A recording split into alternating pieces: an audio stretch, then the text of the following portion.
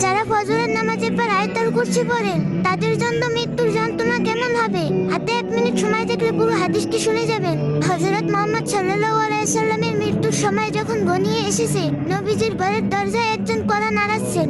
মা ফাতিমা রাদিয়াল্লাহু আনহা বললেন, বাবা, একজন নতুন লোক দেখলাম দরজার পাশে।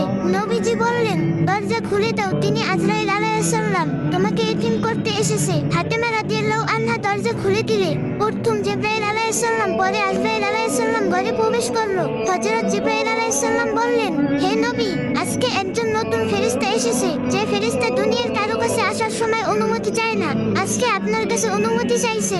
আপনি যেতে চাইলে সে আপনাকে নিয়ে যাবে, আর না যেতে চাইলে আপনাকে রেখে যাবে। নবীজি বললেন, থাকতে চাইলে কতদিন থাকতে পারবো? জিবরাইল আলাইহিস সালাম বললেন, আপনার যতদিন ইচ্ছা। নবীজি বললেন, তারপর কি? জিবরাইল আলাইহিস সালাম বললেন, তারপর যেতে হবে, কারণ জীবন যার আছে মৃত্যু তার হবেই।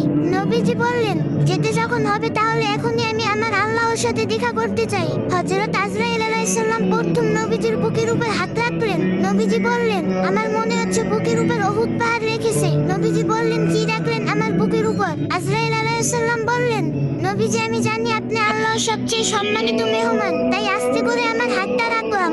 নবীজি বললেন, তোমার আস্তে করে রাখা হাতের যন্ত্রণা যদি উহুদ পাহাড় রাখা সম কষ্ট হয়, না জানি কত কষ্ট মৃত্যুর যন্ত্রণা। নবীজি বললেন, হে আজরাইল আলাইহিস সালাম, আজকে কথা দিয়ে যাও, মৃত্যুর যত কষ্ট আজকে আমাকে দিয়ে দাও, তবুও আমার দুর্বল উম্মতকে মৃত্যুর কষ্ট দিও না। আজরাইল আলাইহিস সালাম বললেন, হে নবী, আমি যেহেতু জান কবজ করব, আমি বলে দেই, আপনি আপনার উম্মতকে বলে দেন তারা যেন 5 ওয়াক্ত ফরজ নামাজের পর আয়াতুল কুরসি পাঠ করে।